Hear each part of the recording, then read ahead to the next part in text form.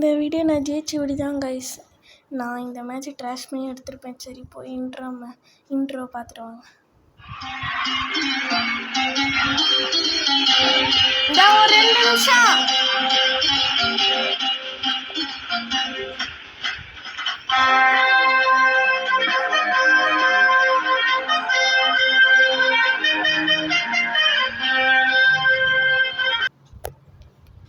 இங்கே தான் guys trash பண்ணியிருப்பேன்.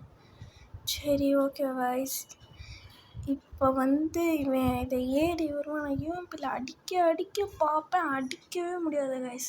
கடைசியாக அவன் ஜோனுக்குள்ளே போய் தான் வச்சுப்பான். நாளைக்கு வரப்போகிற வீடியோவில் நருட்டோ அப்டேட்ஸை பற்றி போடுவேன் கைஸ்.